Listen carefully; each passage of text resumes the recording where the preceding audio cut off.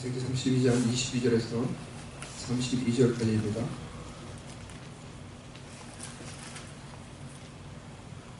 제가 봉독해드리겠습니다. 밤에 일어나 두 아내와 두 여종과 11 아들을 인도하여 야복나루를 건널세. 그들을 인도하여 시내를 건너가게 하며 그의 소유도 건너가게 하고, 야곱은 홀로 남았더니 어떤 사람이 날이 새도록 야곱과 씨름하다가 자기가 야곱을 이기지 못함을 보고 그가 야곱의 허벅지 관절을 치매 야곱의 허벅지 관절이 그 사람과 씨름할 때 어긋났더라. 그가 이르되 날이 새려 하니 나로 가게 하라. 야곱이 이르되 당신이 내게 축복하지 아니하면 가게 하지 아니하겠나이다. 그 사람이 그에게 이르되 내 이름이 무엇이냐. 그가 이르되 야곱이니이다. 그가 이르되 내 이름을 다시는 야곱이라 부를 것이 아니요 이스라엘이라 부를 것이니 이는 내가 하나님과 및 사람들과 겨루어 이기었음이니라. 야곱이 청하여 이르되 당신의 이름을 알려주소서. 그 사람이 이르되 어찌하여 내 이름을 묻느냐 하고 거기서 야곱에게 축복한지라. 그러므로 야곱이 그곳 이름을 브니엘이라 하였으니 그가 이르기를 내가 하나님과 대면하여 보았으나 내 생명이 보존되었다 함이더라. 그가 브니엘을 지날 때 해가 돋았고 그의 허벅다리로 말미암아 절었더라. 그 사람이 야곱의 허벅지 관절에 있는 둔부의 힘줄을 쳤으므로 이스라엘 사람들이 지금까지 허벅지 관절에 있는 둔부의 힘줄을 먹지 아니하더라. 아멘.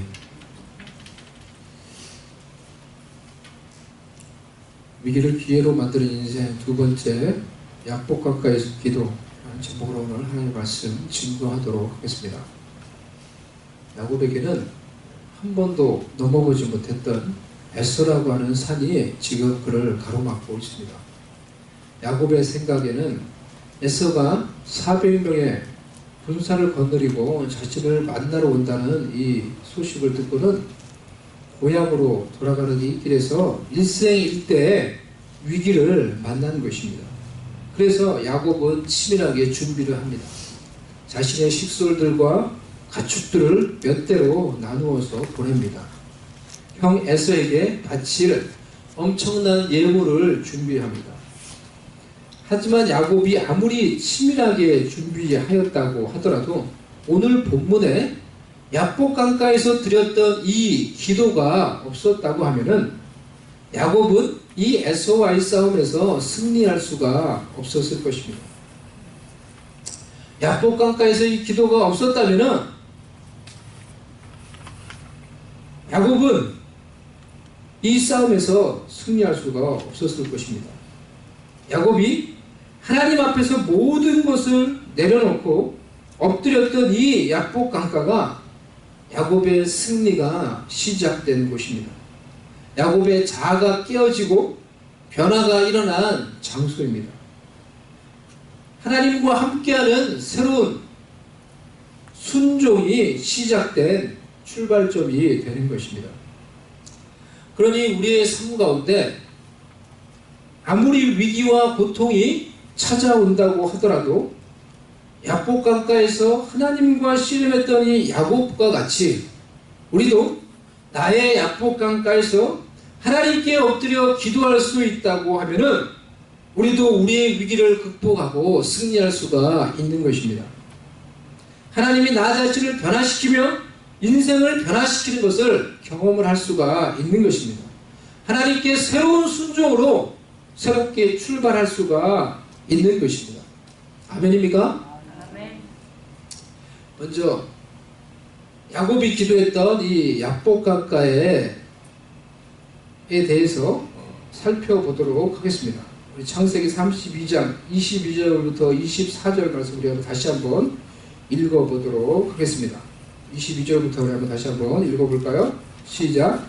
밤에 일어나 두 아내와 두 여종과 11 아들을 인도하여 야복나루를 건널세. 그들을 인도하여 시내를 건너가게 하며 그의 소유도 건너가게 하고, 야곱은 홀로 남았더니 어떤 사람이 날이 새도록 야곱과 씨름하다가, 이렇게 말을 하고 있습니다. 야복 강가, 야복 강가를 한번 생각을 해보십시오. 이 야곱이 하나님과 씨름했던 이 야복 강가는 어떠한 장소입니까? 첫째로 야곱이 홀로 있을 수 있는 장소였습니다. 그리고 두 번째, 고요한 장소였습니다. 아무도 없으니까 무척 고요했겠죠. 그 밤에. 그리고 세 번째, 시간과 환경에 방해받지 않는 그러한 장소였습니다. 야곱은 일반적으로 모든 사람들이 다 자는 이 밤에 일어나서 식구들을 인도해서 야복강을 건너게 하였습니다. 그리고는 자신 홀로 야복강가에 남은 것입니다. 하나님과 홀로 만나서 기도하는 시간이 야곱에게 필요했기 때문입니다. 이 야곱의 기도에 특별함을 보여주는 구절이 우리가 읽은 이 창세기 32장 22절에서 24절에 나와 있습니다. 어떤 구절입니까? 밤에 일어나 라는 구절하고요, 야곱은 홀로 남았더니 라는 이 구절입니다. 밤에 일어나, 하나님의 사람들은 이와 같이 하나님과의 특별한 만남을, 특별하고 긴밀한 만남을 위해서 밤에 혹은 새벽에 하나님께 기도하곤 하였습니다. 시편 134편에 보면은 보라, 밤에 여호와의 성전에 서 있는 여호와의 모든 종들아, 여호와를 송축하라 라고 말하고 있어요. 성소를 향하여 너희 손을 들고 여호와를 송축하라. 천지를 지으신 여호와께서 시온에서 내게 복을 주실지어다 라고 말씀을 하고 있습니다.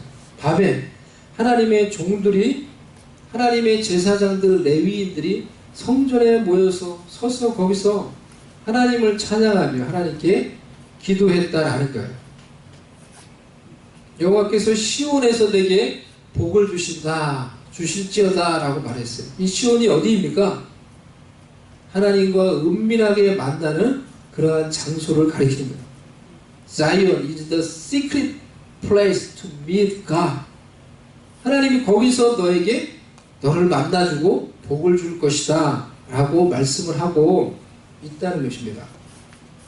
시편 5편에서 3절 말씀에 여호와여, 아침에 주께서 나의 소리를 들으시리니 아침에 내가 주께 기도하고 바라리이다 라고 이렇게 시편 기자는 고백하고 있어요.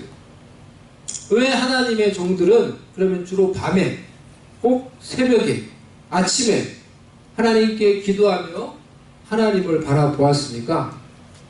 그 시간은 다른 사람들, 다른 환경에 의해서 방해받지 않을 수 있는, 그래서 홀로 하나님을 만날 수 있는 시간이 되기 때문에 그렇다는 것입니다.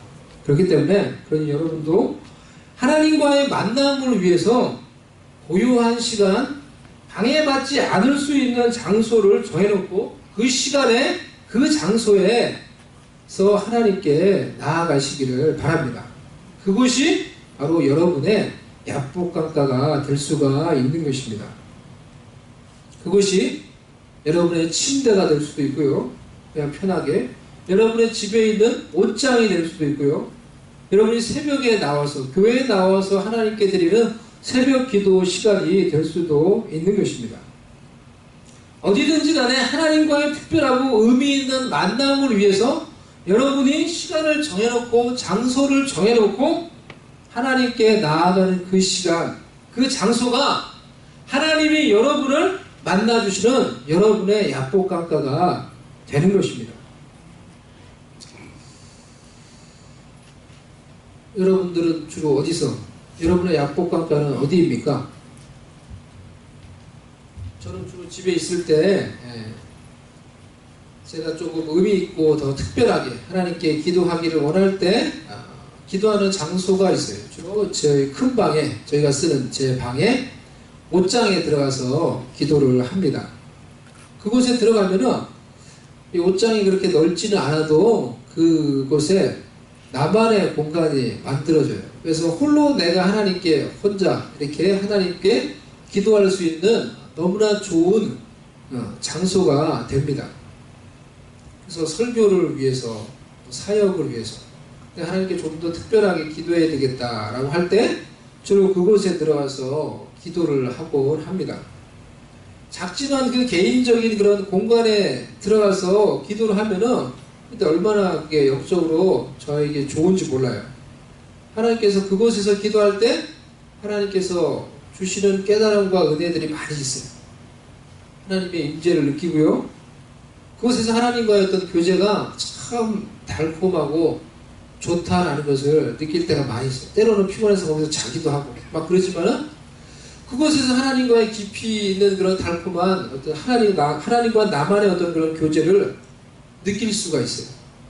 하나님과 나만의 어떤 그런 깊이 있는 그런 임재가 있는 그런 교제를 그곳에서 나눌 때, 그곳에 내가 기도하러 들어갈 때, 때로는 그곳에 들어갈 때 하나님의 임재를 느낄 때가 있어요.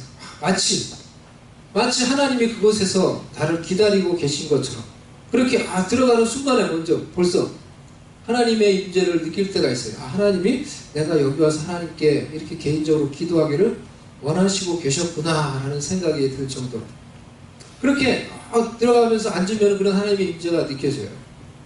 그래서 기도를 하고 이렇게 개인적으로 제가 하나님께 아뢰는 거를 아뢰고 그런 시간을 갖는데, 근데 뭐 또 바쁘니까 또 이제 나갈 일이 생기죠. 뭐 누가 나를 부른다든지 에스더가 나를 부른다든지 뭐 나갈 일이 생겨요. 그럼 하나님 제가 또 이렇게 제가 나가야 됩니다. 제가 나갔다가 금방 다시 올게요 라고 이렇게 나가요. 근데 나가놓고는 또 잊어버려요. 다시 돌아오는 걸 잊어버리고 또 정신없이 이렇게 그냥 또 다른 일을 하다가 또 한참 있다가 이제 나중에 오랜만에 그곳에 다시 기도하러 들어가면은 하나님께 죄송하다라는 그런 생각이 들 때가 있어요. 그곳이 나만의 하나님과 내가 기도할 수 있는 은밀하고 비밀한 장소가 되곤 했어요. 지난 주일에도 제가 그 설교를 위해서 거기 좀 들어가서 기도를 해야 되겠다라고 생각을 하고 옷장에 들어가려고 했더니 옷장 안에 짐이 너무나 많은 거예요. 짐을 잔뜩 넣어놔가지고 기도하기가 어려운 거예요. 그럼 어디서 기도를 할까라고 생각을 하다가 거실을 일부 예배를 그래도 오는 사람이 없지만은 이 일부 예배를 우리가 드리기 위해서 다 나라도 예배를 드리고 거기서 뭔가를 해야 된다 생각하고 딱 정리를 해놔요. 정리를 딱 해놓고 제가 이렇게 의자를 딱 깔고 소파를 앞에다 딱 놔뒀는데 2명이 앉는 소파예요. 그 앞에 딱 소파를 놔두니까 저기서 기도를 내가 하면 되겠다. 소파 앞에서. 소파에 2명이 앉는 자리니까 이 자리 한 자리는 하나님이 앉는다고 생각을 하고 내가 거기에 무릎을 꿇고 오늘은 좀 거기 딴 데 기도할 데가 없으니까 거기서 좀 기도를 해야 되겠다 라고 무릎을 꿇고 기도하는데, 거기서 기도를 하는데도 그렇게 길게 기도를 안 해도 은혜가 느껴져요. 그렇게 생각하고 기도를 하니까 하나님 이곳에 앉아 계시다 라고 생각하고 내가 그 옆에 딱 무릎을 꿇고 기도를 하는데 은혜가 느껴져요. 짧게 기도해도 하나님이 깊이 있게 기도할 수 있게 도와주신다는 게 느껴지는 거예요. 야, 여기도 하나님의 임재가 있구나. 이게 기도 쇼파구나. 나만의 여기도 기도할 수 있는 장소가 되는구나 라는 것을 제가 느꼈어요. 장소보다 더 중요한 것은 우리 마음속에 하나님과의 은밀하고 특별한 만남을 위해서 내가 하나님께 나아가고자 하는 그런 마음을 가지는 것이 중요하다라는 것입니다.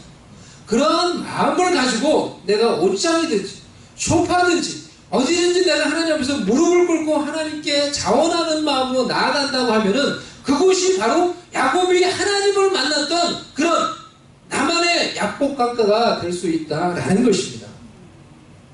야곱이 하나님과의 특별한 만남을 위해서 남들 다 자는 그 시간에 홀로 일어나서 홀로 약복강가에 남았을 때 하나님께서 그곳에서 야곱을 만나 주시고 그곳에서 야곱과 씨름을 해 주셨던 것입니다. 이와 같이 하나님을 만나고자 하는 그런 간절한 자원하는 마음을 가지고 여러분들이 하나님께 나아갈 때 하나님께서 그 장소에서 저와 여러분을 만나 주실 것입니다. 아멘. 그러니 여러분만의 약복강가를 만들어 보시기를 바랍니다. 그곳에서 하나님께 자원하는 마음으로 야곱과 같이 나아감으로 그곳에서 여러분의 약복강가에서 하나님을 만남으로 여러분의 삶 가운데 찾아오는 위기를 기회로 바꾸시고 하나님의 축복과 은혜로 바꿀 수 있는 여러분 될 수 있기를 바랍니다. 나만의 약복강가를 만드는 것이 그렇게 어렵고 거창한 일이 아닙니다. 그 일은 저와 같이 저에게 적용을 해보면은 옷장을 다시 정리하는 일이 될 수가 있는 것입니다. 제가 오늘 아침에 옷장을 정리했어요. 거기서 기도했어요. 더 좋아요. 거기서 기도하니까. 또다시 거기서 기도하니까. 그 일은 전보다 내가 좀 더 일찍 자고 조금 일찍 일어나는 일이 될 수가 있습니다. 내가 TV 보거나 오락거리하는 그런 일들을 조금 줄이는 일이 하나님과의 만남을 위해서 나만의 특별한 약복강가를 만드는 일이 될 수가 있는 것입니다. 주님과의 만남을 위해서 여러분의 바쁘고 분주한 삶을 조금씩 정리하고 주님과의 소중한 만남을 위해서 시간과 장소를 따로 떼어둠으로 하나님과의 여러분의 삶 가운데 은밀히 만나는 그 만남을 통해서 하나님이 주시는 더욱 풍성한 영적인 생명과 은혜를 받고 누리며 살아갈 수 있는 여러분들 될 수 있기를 바랍니다. 아멘. 약복강가에서 야곱이 드렸던 기도를 살펴보도록 하겠습니다. 첫 번째로 야곱의 기도는 격렬한 기도였습니다. 창세기 32장 24절에 야곱은 홀로 남았더니 어떤 사람이 날이 새도록 야곱과 씨름하다가, 여기서 씨름하다라는 이 단어는요, 먼지를 일으키다 라는 이 아바크라는 단어에서 유래했다라고 이렇게 보는 견해가 있고요. 첫 번째로 마치 그러니까 먼지를 일으킬 정도로 누군가하고 씨름하면서 격렬하게 이렇게 씨름을 하고 몸싸움을 한다라고 이렇게 보는 것입니다. 또 다른 견해는 단단히 껴안다, 붙잡다 라는 하바크라는 동사에서 유래했다라는 그런 견해도 있습니다. 두 가지 다 의미가 있는 것 같습니다. 어찌됐든지 간에 야곱은 이곳에서 하나님과 씨름하는데 자신의 유일한 도움의 근원이 되시는 하나님만을 단단히 붙잡고 발에 먼지를 일으키면서, 마치 씨름 선수가 여러분 씨름할 때 어떻게 합니까? 예? 한 번씩 우리 추석 때 명절 때 씨름하는 거 보죠. 두 거구가 삿발을 붙잡고 땀을 뻘뻘 흘리면서 발로 모래를 막 날리면서 상대방을 넘어뜨리기 위해서 온 힘을 다 쏟는 것이죠. 마치 그와 같은 모습으로 밤새도록 하나님과 격렬하게 씨름했던 이 영적인 씨름을 보여주고 있는 것입니다. 자신의 인생에 찾아온 너무나 큰 위기 앞에서 하나님께 홀로 밤에 나아가 자신의 온 힘과 눈물을 쏟으면서 필사적으로 하나님께 매달리는 야곱의 모습을 우리가 볼 수가 있는 것입니다. 비록 야곱이 우리가 알고 있듯이 참 부족하고 연약하고 약점과 실수가 많은 사람이었습니다. 하지만 그럼에도 불구하고 위기 앞에서 이와 같이 하나님만을 붙잡고 간절히 필사적으로 기도할 수 있었기에 그의 위기를 기회로 바꾸고 그의 위기를 하나님의 축복으로 바꾸어서 그의 민족의 조상이 되는 이스라엘로 변화될 수가 있었던 것입니다. 할렐루야. 여러분 삶 가운데도 위기가 있습니까? 어려움이 있습니까? 계속되는 그런 고난이 있습니까? 그로 인해서 나의 마음이 자꾸 넘어지고 고꾸라지고 절망하려고 합니까? 이 어려움이 계속되어서, 그래서 마음이 절망이 계속되면 어떻게 됩니까? 우울증이 찾아요. 사람이 우울해져요. 그래서 마음이 우울해지려고 합니까? 절망하고 우울해지려고 하기 전에 그 어려움과 위기를 놓고 야곱과 같이 필사적으로 기도해 보시기를 바랍니다. 절망과 위기 앞에서, 여러분에게 찾아오려는 그 우울증 앞에서 여러분 야곱과 같이 필사적으로 기도해 보셨습니까? 그렇게 기도해 보시지 않으셨다고 하면 절망하지 마시기를 바랍니다. 우울해하지 마시기를 바랍니다. 아직 그럴 단계가 아니라는 거예요. 한국 사람들은, 이 한국 교회 교인들은 이 부르짖어 기도하는데 우리는 그래도 조금 일가견이 있습니다. 늘 부르짖어 기도하는 것을 강조를 많이 하죠.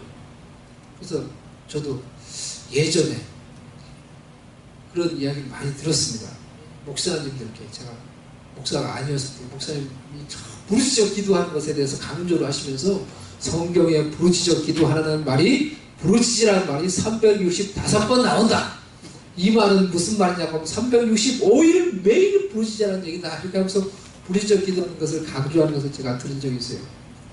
꼭 그런 뜻은 아니더라도 성경에 그와 같이 우리가 위기 가운데 고난 가운데 하나님께 부르짖을 것을 강조를 하고 있다는 것입니다. 예레미야 33장 3절에 예레미야가 하나님의 말씀을 전한 결과로 취되었던 감옥에 갇혔을 때 하나님께서 예레미야에게 주셨던 말씀이에요. 우리가 잘 아는 말씀이죠. 너는 내게 부르짖으라. 내가 내게 응답하겠고 내가 알지 못하는 크고 은밀한 일을 내게 보이리라. 라고 고난 가운데 말씀을 전하다 지금 고난 가운데 빠진 예레미야에게 하나님께서 주셨던 말씀이에요. 위기 때에 고난의 때에 하나님은 우리에게 하나님께 부르짖으라고 말씀을 하고 있는 것입니다. 그러면 어떻게 해주신다고요? 하나님이 먼저 응답해 주시고 내가 내게 응답하겠고 그리고 또 뭘 주신다고요? 이전에 알지 못했던 즉 부르짖기 전에는 알지 못했던 하나님의 비밀, 하나님의 비전, 하나님의 비밀스러운 계획을 너에게 가르쳐 주겠다라고 약속을 해주고 있는 것입니다. 이것이 하나님의 사람들이 위기를 당했을 때 그 위기를 돌파하는 영적인 비결이에요. 고난 중에 이 말씀대로 어떻게 한다는 거예요? 하나님께 간절히 부르짖어 기도를 하는 거예요. 간절히 마땅히 부르짖는 거예요. 그러니까 하나님 뭘 주세요? 응답을 주세요. 응답을 주세요. 기도에 응답을 주세요. 그리고 나서 하나님께서 그가 부르짖기 전에는 알지 못했던 하나님의 놀라운 비밀스러운 계획을 가르쳐 주시는 거예요. 고난 속에 담겨져 있는 계획, 고난 너머에 있는 하나님의 계획들을 가르쳐 주시는 거예요. 그걸 알 수 있게 해주시는 거예요. 그런 것들을 알고 나니까 이제는 고난이 찾아와도 끄떡이 없는 거예요.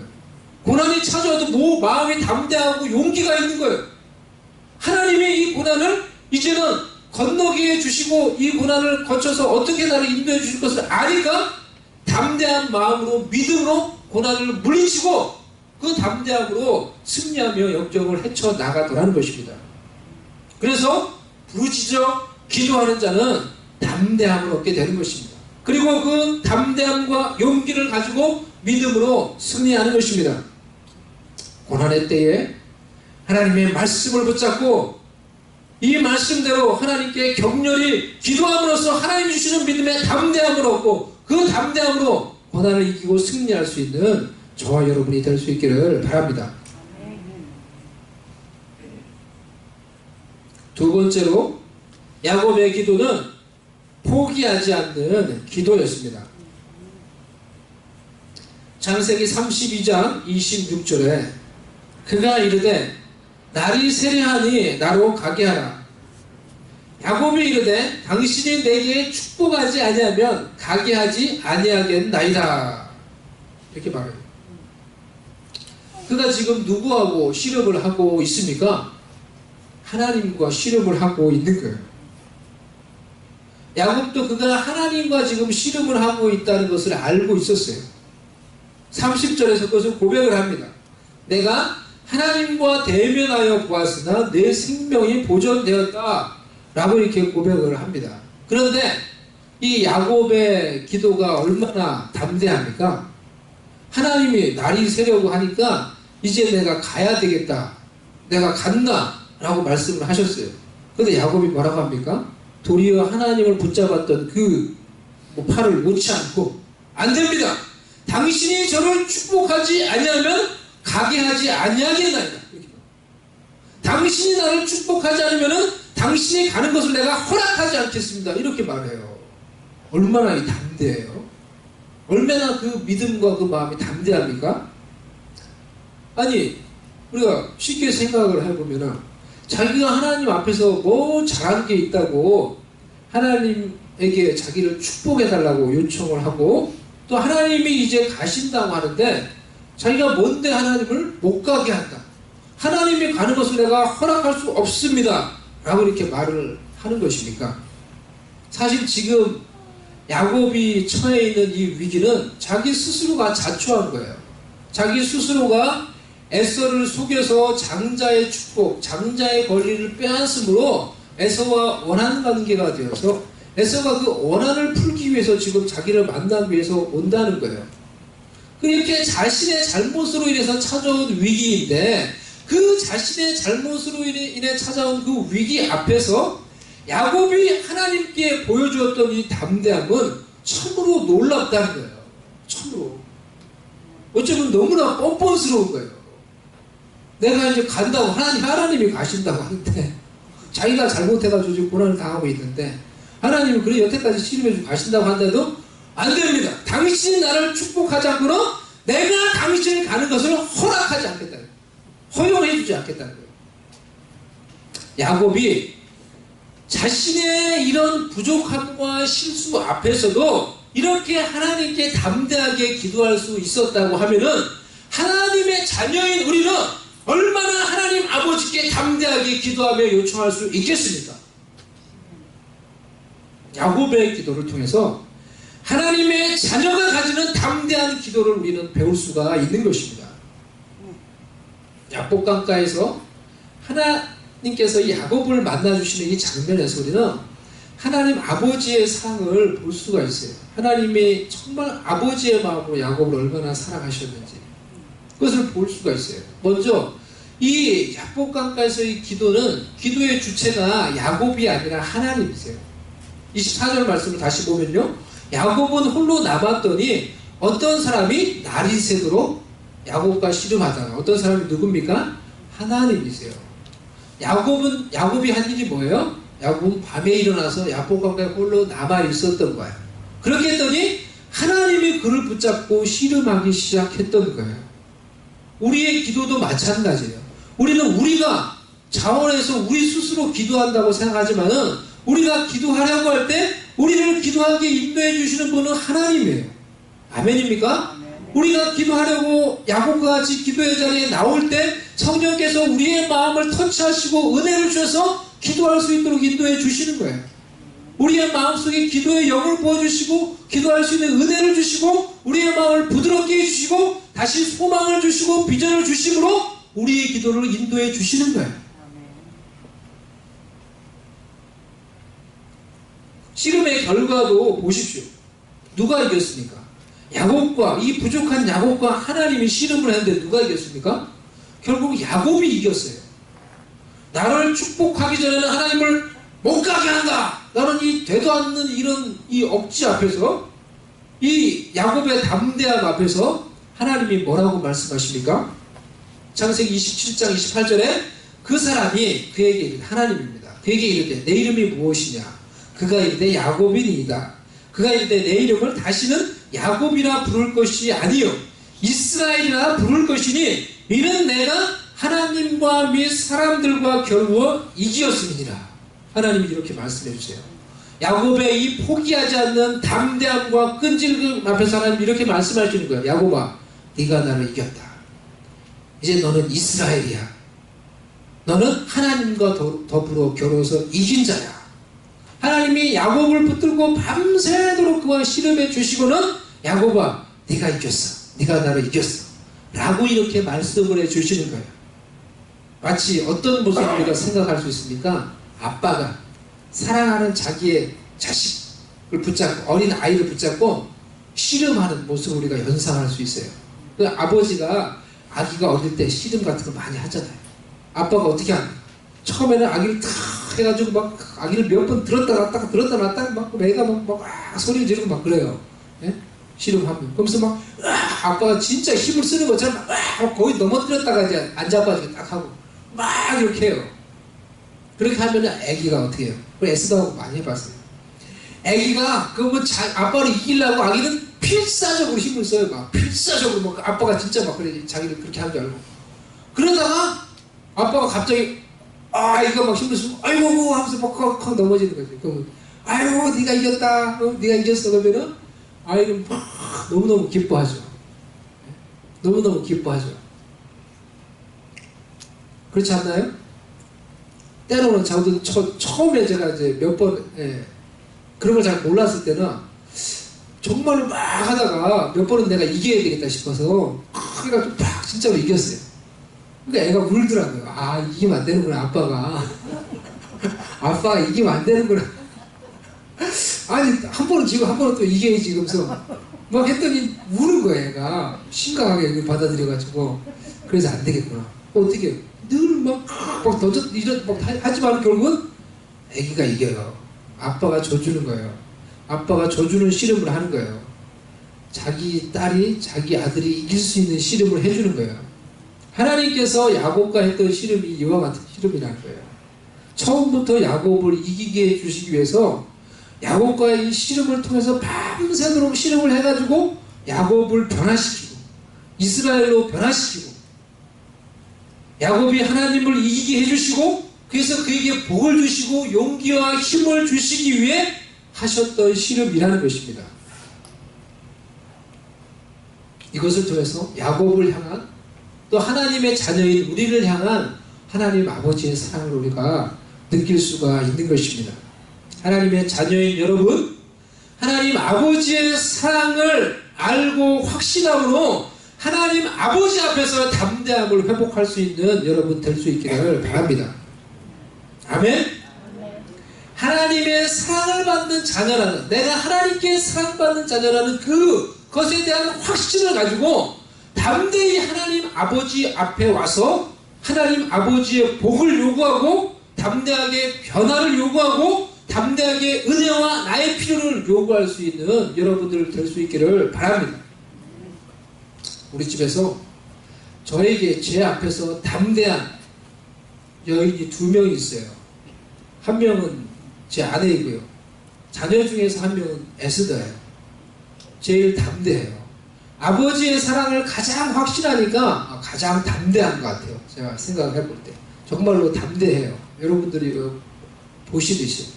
아이들이 방학을 하니까, 제가 아이들 요즘에는 이제 어디 간다, 뭐 놀러 간다고, 라이드 해준다고 바빠요. 지난 금요일, 이제 방학을 하니까 막 갈 데가 많이 있어요.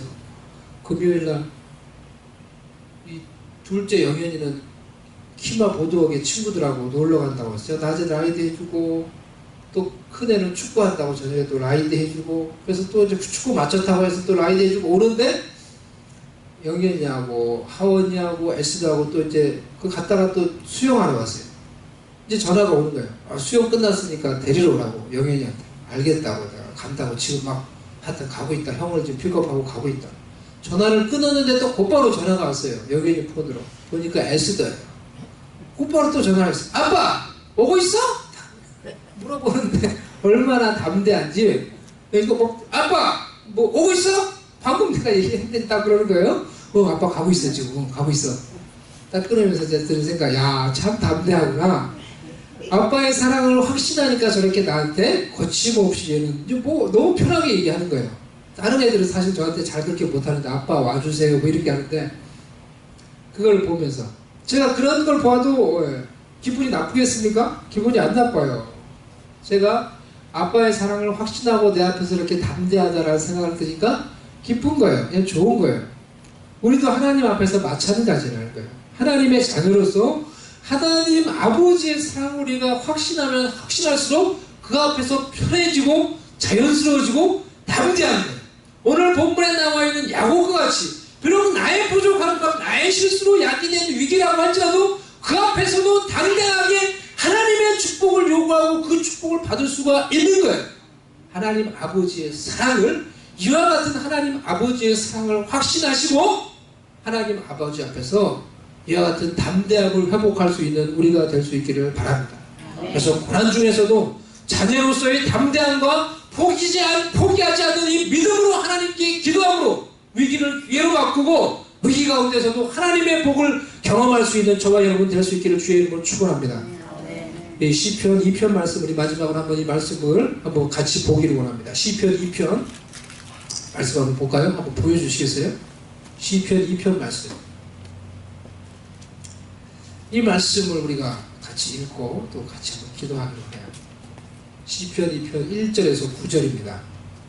어찌하여 이방 나라들이 분노하며 민족들이 헛된 일을 꾸미는가? 세상의 군왕들이 나서며 관원들이 서로 꾀하여 여호와와 그의 기름 부음 받은 자를 대적하며 우리가 그들의 맹 것을 끊고 그의 결박을 벗어버리자 하는도다.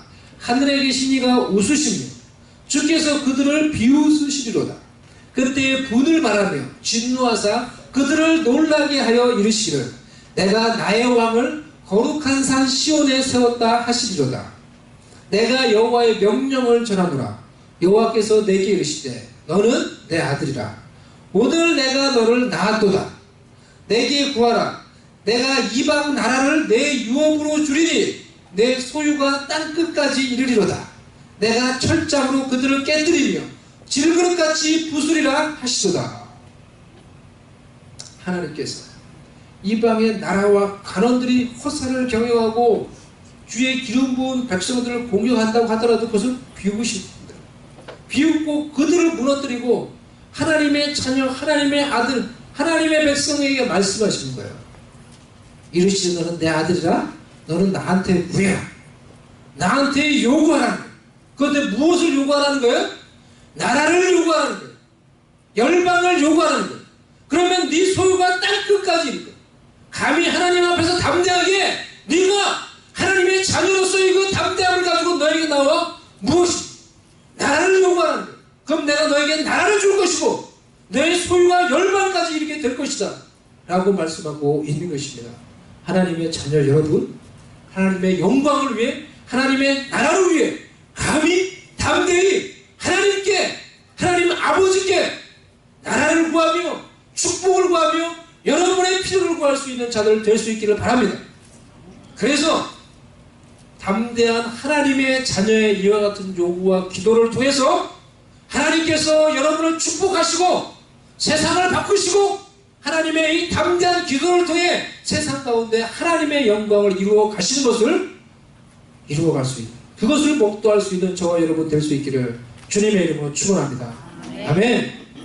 우리 다 같이 한번 시간에 일어나도록 하겠습니다. 네, 주시다. 우리 일어나서 한번 기도할까요?